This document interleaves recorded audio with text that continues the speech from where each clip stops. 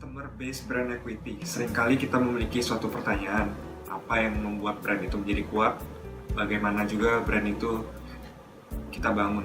Untuk menjawabnya, maka kita memerlukan suatu konsep, yaitu CBBE. Pendekatan ini kita melihat dari perspektifnya konsumen. Apakah seseorang individu atau organisasi, dan untuk mengerti apa yang mereka butuhkan dan kita membuat produk atau program yang dapat memuaskan mereka agar marketing menjadi sukses. Ada 3 bahan dasar dari definisi ini. Yang pertama adalah differential effect brand equity, yang dimana muncul suatu perbedaan di dalam respon konsumen. Jika tidak ada perbedaan, lalu brand new dari suatu produk tersebut diklasifikasikan sebagai produk komoditi. Jadi persaingan yang terjadi pada produk ini hanya berdasarkan harga saja. Lalu ada brand knowledge. Itu adalah perbedaan tersebut adalah suatu hasil respon konsumen ke knowledge tentang brand tersebut, apa yang mereka pelajari, rasakan, dan dengar apa tentang brand tersebut. Nah, lalu dari brand knowledge tersebut mempengaruhi aktivitas dari marketing dalam perusahaan, karena brand knowledge ini pastinya ada di hati dan di pikiran konsumen. Yang ketiga ada consumer response, yaitu consumer response to marketing, yaitu respon konsumen yang berbeda-beda, yang dimana brand equity direfleksikan di dalam persepsi mereka masing-masing, seperti pilihan, tingkah laku yang ada di aspek brand marketing, misalnya choice of brand, terus respon sales to promotion. Brand equity as a bridge. Yang pertama, brand as a reflection of the past. Jadi, di mana marketer sebaiknya menganggap seluruh dolar yang dikeluarkan untuk manufacturing atau marketing produk sebagai suatu investasi, bukan sebaliknya, melainkan sebagai beban. Tetapi mengapa?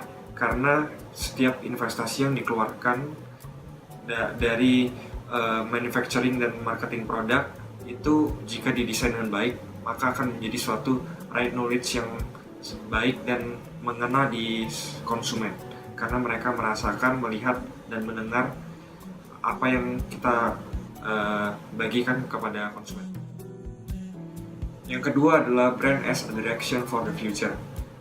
Ya, ini brand knowledge yang marketer buat seiring waktu dapat mendikte apakah tepat atau tidak tepat arah ke depan yang akan ditentukan terhadap brand tersebut.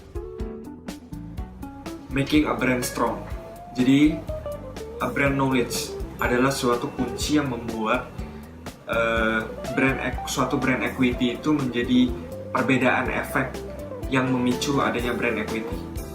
Nah, lalu kita mengenal the associate network memory model. Ini melihat dari memori sebagai jaringan dari suatu notes atau catatan yang menghubungkan link-link yang ada. Nah, notes ini mewakili suatu pengumpulan informasi atau suatu konsep. Nah, link ini mewakili suatu kekuatan dan asosiasi di antara notes-notes yang ada. Lalu ada brand knowledge memiliki 2 komponen. Yang pertama adalah brand awareness dan yang kedua adalah brand image. Brand awareness adalah